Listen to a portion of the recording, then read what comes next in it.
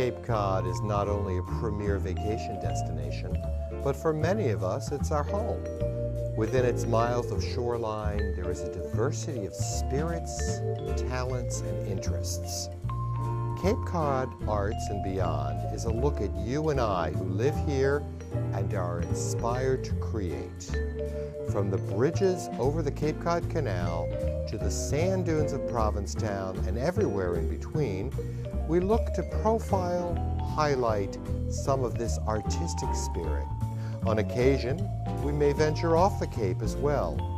Our goal is to educate, inspire, engage, and entertain.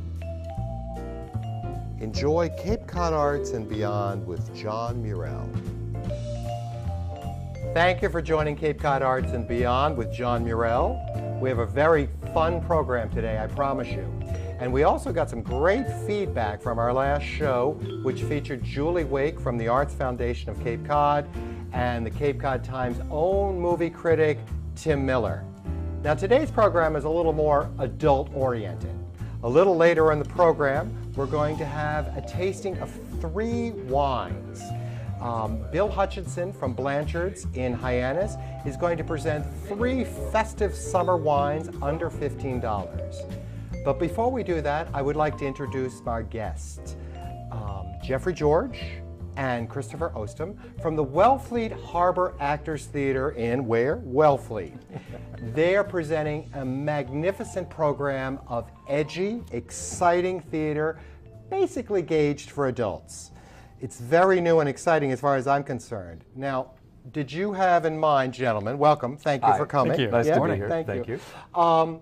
We're not seeing the traditional musical theater or the traditional summer stock theater this time. We have a lot of interesting, edgy stuff. Did you have that in mind when you put the program together? Well, I'll start. I think our audience really demands something more of us. They want to leave the theater talking. They want to confront issues, and they want to see what's happening in their lives live on stage. We're so lucky to have an educated, thoughtful, engaged audience that really wants to be part of the conversation. So we like to find things that are going to get them talking and get them excited and get them worked up. And most of the shows this season are really so script-based. All of the scripts for the plays and the musicals, there are 3 musicals actually this season, that they're so rich and so deep, and they really give the ability for audience members at intermission or when they walk out of the theater to really start to engage about what it is that they saw and how it affects their life. I mean, we love for nothing more than to have the audience in the lobby at intermission going, this play confounds me, or this play angers me, or this play stirs up these emotions in me. I mean, we've had people leave the theater and say things like, God, I love this play, but I feel so drained right now. And that's the experience we love to bring to our audience. Yeah. Well, what do you have to say for people that say, all right, I read the New York Times every day, and I'm really tired of politics already, I'm tired about global warming, and I want to go to the theater to enjoy myself. And I may not enjoy myself at your shows. Will I? Absolutely you will. And I say that because the news that you read or that you see on television isn't necessarily entertaining. So if you can deliver the same kind of information for people to talk about through an entertaining manner, it lightens the subject and it gives them the freedom to be able to express themselves and to talk about what it is that they saw. And I'll add that these plays aren't issue plays. These aren't plays about addiction. These aren't plays about sexuality. These are plays that are beautifully written about the human experience, but that happen to address the sexuality or drug abuse or crime or censorship or even local fare. Unexpected Joy takes place in Truro and in Provincetown. Okay. Now, I don't want to take the time right now because we never have enough time to sort of talk through your whole season. But they can obviously go online and look at what.org, right? Yes. WHAT.org. .org, and that will give them entire season. Yep. Yeah, you started your season already, right? That's right. When no one has the courage to start anything in the winter. You did a production of Shakespeare's A Midsummer Night's Dream. Yes. First time ever doing Shakespeare. And what'd you think about it? What'd your audience think about it? We had a ball, and the audience had a ball. And our numbers, we do this spring program now. We've done it for 4 years or 3 years, and the numbers keep growing in March, which is really incredible. And the school systems are starting to sign on to it. We do student matinees for the Nauset Middle School, and for now this year, the Provincetown school system. And we've had requests now from the charter schools. Excellent. So, yeah. Excellent. That's a good thing. Yeah. I want to talk about theaters because we always hear like the Cape has a huge amount of theaters, but I must bring the elephant in the room and point to it. There are professional theaters on Cape Cod, and then there are loving community theaters, and we love them all, but some audiences members don't really know the difference. Why would I come to Wellfleet Arbor's Theater to see a production as opposed to someone that's down the street that's a community theater? Well, we hope you go to all of them. Okay. And you will see talent that crosses between the stages, which I think is really important to point out. I would say if you're going to take kind of a black and white version of what's professional and what's community theater, I would say that we are a union house, and so we do employ Actors Equity, and we do run a season contract with Actors Equity. So you will see seasoned professionals that do this full-time as a career and make a living at it. And I would say that perhaps community theater is definitely through the love, but they are not necessarily making their living at it. And so the majority of our performers on stage do make their career by being an actor. And it's possible to do that. Excellent. Now, when you're working with a professional actor, a company of professional actors on a new show, what are your expectations from the actors on their first day of rehearsal? Do they come with their script learned, or they just show up and say, what do you want? What do you expect? Well, I'm a huge respecter of people's process. And actors often come, when do you want me off book? When do you want me off book?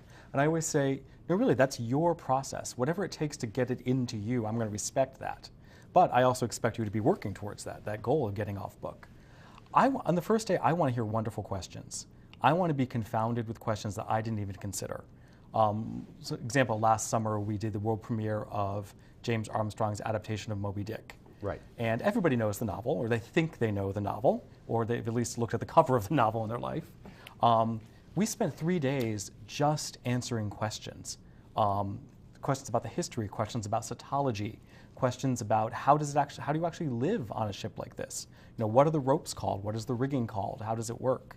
And we had a few cast members who were very learned in this area. And others who were just complete blank canvases. You know, it's interesting. A director always has their version of what the backstory is for all the characters, but each actor also brings what they think their backstory is for their characters. And so it's a collaboration of pulling, if you have all those backstories kind of aligned, then you know that the information that's going to get delivered to the audience is going to be clear and it's going to be entertaining, because we're all coming from the same viewpoint, and that happens in the rehearsal process. So do you think of theater as education, entertainment, or all the above? I think definitely all of the above. Okay. I think we want to entertain. At its most primal, theater is going to be an entertaining experience. But at the same time, it can serve all those other purposes. It can be a religious experience. It can be an educational experience. But all of it's grounded in being entertainment. You know, for years, this theater has, somehow it coined the word edgy. And edgy doesn't really fit us. I would like to look at it more as information, and information that is made available to everybody nowadays through the media, through social media, Twitter, Facebook.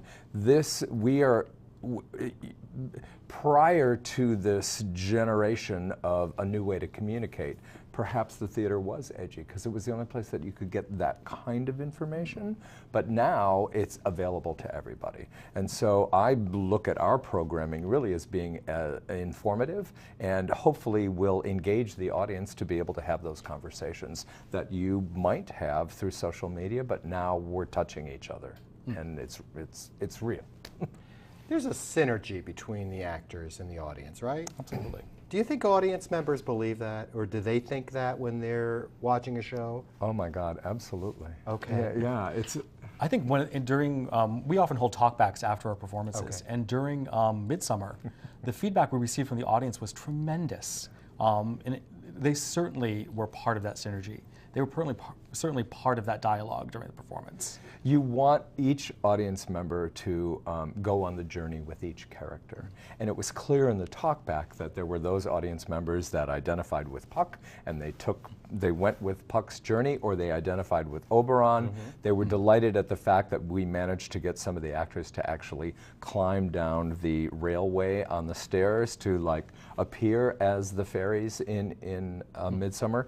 And it really kind of enveloped the audience. We did entrances and exits through the audience, and it made them part of the action. Good, congratulations. I'm really excited about your new season. We're going to put up a lot of photographs of the theater, because for some of us, especially on the Upper Cape, getting to Wellfleet is a day's journey. We have to pack our bags and everything. But I think it's worthwhile going up there, and it's certainly easier than going to Boston or New York, right? I want to thank you both for being on Cape Cod Arts and Beyond. Thank you. And congratulations on a great season that's going to come up, and I know it'll be successful. Thank you. I love the fact that it piqued your interest, and we hope to see you down there. Oh, you will. Good.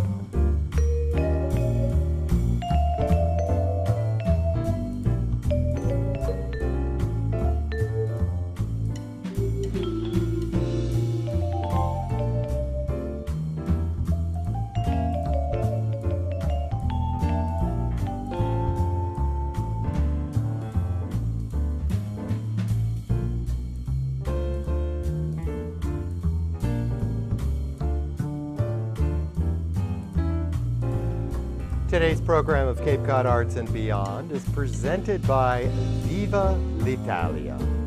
The Music and Arts Committee at St. Mary's Episcopal Church in Barnstable Village is presenting Viva l'Italia on Friday evening, May 13th at 6 p.m. Everything Italian.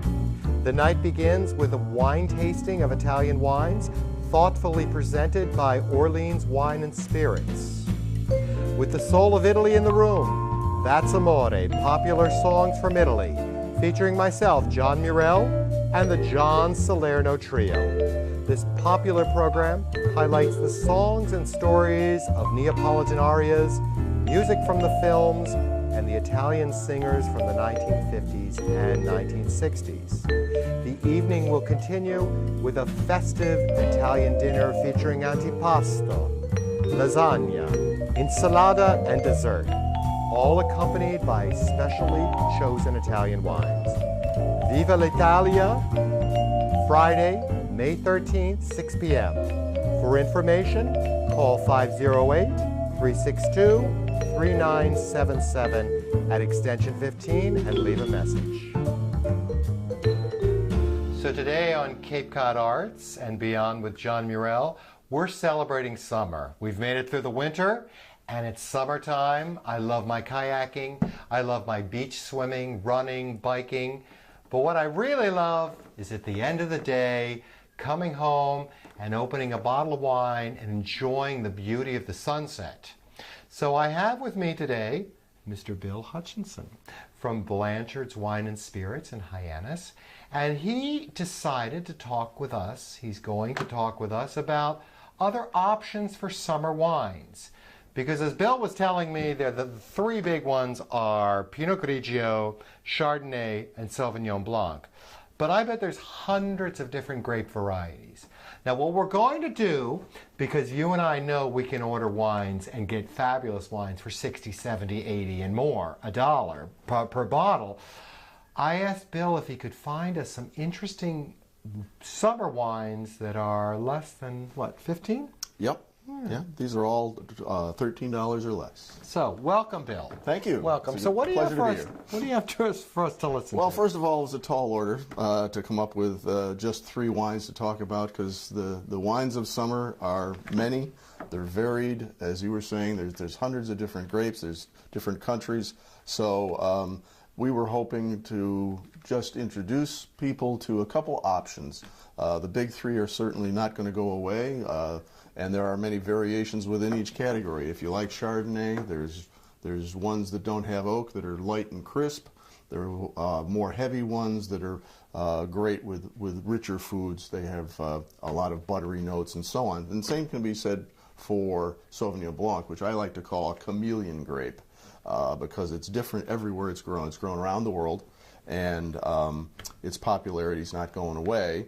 So, but again, we wanted to try a couple that were a little bit different, just so that people could perhaps broaden their horizons and see if they agree with us that these are great wines at reasonable prices. Yeah, and because this is Cape Cod Arts, would you agree that making a good wine, a fine wine, is an artistic endeavor? Oh, without question. There's certainly science that goes into it. Yeah. People that are well versed in growing things and the science of chemicals and what the reactions that go on in the fermentation process certainly are important. But when it comes to blending and respecting the fruit of the land, literally, it is indeed an art to produce wine on a consistently high quality level. Excellent, good, yes. Well, let's get to our art then, Bill. What do you have for us today? Well, I have 3 different whites from 3 different countries. Oh, cool. I thought we'd start with a Picpoul de Pinet. Say that again. I've never heard that. Well, the grape is Picpoul. Picpoul. And the area from which it comes is Pinet, which is a small area in the Languedoc region of southwestern France, right along the Mediterranean. And like many wines that are great for the summer, this one comes from vineyards that are close to the ocean and goes great with seafood. One of the emphasis we hope for people during the summer is more seafood. Yeah. And all these wines will go well with different kinds. This happens to be Féline Jourdain, the label, but most stores will have at least one label, or maybe even 2 or 3 of Picpoul. So it's a wine that should be able to be found in most stores on the Cape. Cool. So, and what about these screw tops? Am I supposed to think that's a cheap wine now, or not at all? No, not at all. More and more wines across the price spectrum are being capped with screw tops. It's called a Stelvin enclosure. Just if anybody hears that name, that's what that's about. And it preserves wine in a much better quality than cork does, believe it or not. Cork can taint the wine. There's many chemicals in corks themselves that can ruin the wine. There are some estimates that say up to 10%. So if you don't mind losing 10% of your wine, stay with corks. But if you're interested in wine quality, the Stelvin or twist top enclosure really is here to stay. Okay. That's probably cheaper to manufacture as well, right? Well, I'm not sure of that. Okay. It's more a search for quality. We've seen many studies where they'll put wines side by side that are closed with this kind of closure and ones that are closed with a cork, and how long they last in the bottle. And it's dramatic. A wine like this can last sometimes twice as long being closed this way compared to a cork. Okay, all right. But it's not as romantic, perhaps, but anyway. I hate opening corks, so. It is much easier for some people. Yeah. Now this wine, you'll notice it's relatively clear. It has some gold and green highlights to it. It is going to be a bit aromatic on the nose. If you give it a little swirl, we do this just to give it a little air. So Is that the bouquet you're talking about? Yep, the aroma. Yeah. And you're going to see that it gives up a little bit of flowers, perhaps a bit of citrus, a little bit of lemon. Yeah. I could have this with some lobster or fried clams or even a shrimp cocktail. Well, I'm thinking this wine would be great with something very simple, perhaps something raw like clams, oysters, something fairly light, or just a simple prepared fish. Or it's really great as an aperitif. You're sitting on the patio, you just want a nice crisp glass of wine, this would be perfect. Excellent, excellent. And one quick question, what about wine temperature? I know that we don't want the red wine to be too cold, but is there like a rule? You know, a lot of people that don't know a lot about wine, we feel like there's lots of rules. But in the summer, I want my wine chilled. Is that okay? Well, however you like your wine, that's fine. The rules, unfortunately, get in the way of enjoyment of good wine. We, in America especially, have come to drink our white wines too cold, our red wines too warm. It used to be that you would drink wines at room temperature. Yes. But that's back before central heating. Right. So room temperature was somewhere in the high 50s to low 60s. So that was typical for red wines. So you can imagine that nowadays room temperature might even be into the 70s. What that does to a wine is it changes the taste, what you're tasting. And white wines, these wines, if they're too ice cold, you won't get some of the fruit. You'll get just the acids, so they'll be a little bit sharper. If you let them warm up just a bit, you're going to get more of the fruit taste. It'll be a little rounder in the mouth, perhaps a bit more enjoyable, but you drink it any way you want. Okay. Sometimes when I'm on the deck, though, Bill, and I'm enjoying the wine, by the time, like I'm chatting and having a good time, by the time I get to the wine, it's too warm. Is that what that's for? Well, this is a little sleeve that you can put over a bottle of wine. It has packages of gel inside that retain the cold after being in the freezer for a while, or the refrigerator.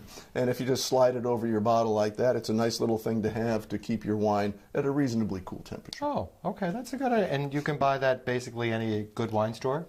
A good wine store or a place that has home goods, so to speak. Oh, okay. I don't want to mention any particular names. I think I just did, but most stores like that will have some sort of device like that to keep your wines cool. Great idea. Next Second wine, this is from the United States. This is a Pinot Gris. Is that like Pinot Grigio? Well, it is the same grape. Okay. And the Pinot Grigio or Gris grape is grown around the world, and it expresses itself a bit differently depending on where it's grown and the treatment that it's given. Pinot Grigio is Italian, yes, and Pinot Gris is French, so it's basically the difference. The style of the Pinot Gris we're drinking today comes out of Oregon. Okay. And they are becoming very well known for their Pinot Gris. That is a style that mimics the same style that's produced in Alsace, France. Okay. Compared to Italy. In Italy, they will harvest the grapes early, intending it to be less fruity but higher in acid. So it's going to be crisp, extremely light, and not as flavorful. Many people enjoy that style. Fantastic, and it's extremely popular in the summertime especially. This is a bit more ripe when they pick it, so it's going to have more fruit flavors, a little bit reduced acids, a little better with more kinds of food. It's going to hold up better compared to a lighter, less flavorful wine. Okay. So this wine, we're going up a little bit in terms of your seafood, which this is very light seafood. This might be something a little heavier. Okay. Give it a taste. Yes. This is also quite clear. Nice. Now you might smell... Oh, completely different. Completely different. You might smell some melon or perhaps a bit of tropical fruit there. I've never been able to go there. I can smell wine, Bill. That's what... Well, describing wine is a difficult thing to do. Yeah, yeah. Okay, so let's look at the third wine.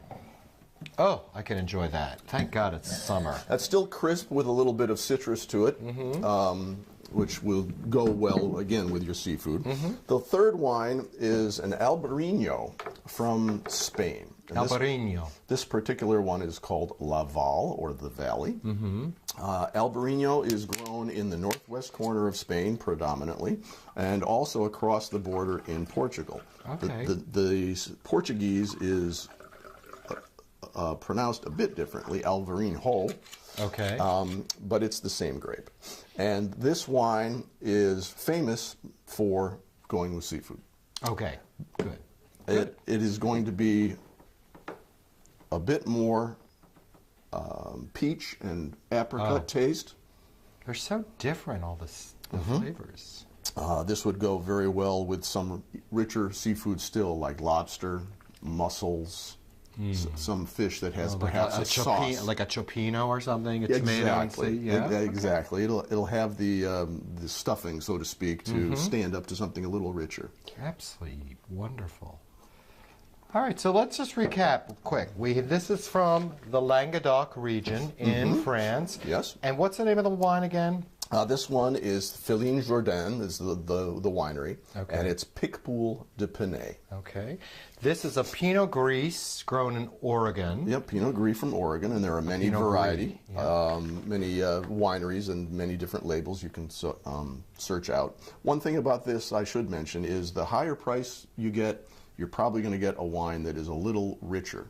So if you like it crisp, stay inexpensive. Good. And finally, the Albarino from Spain. And as I said before, your local store should have at least one of all Okay. these three. Great.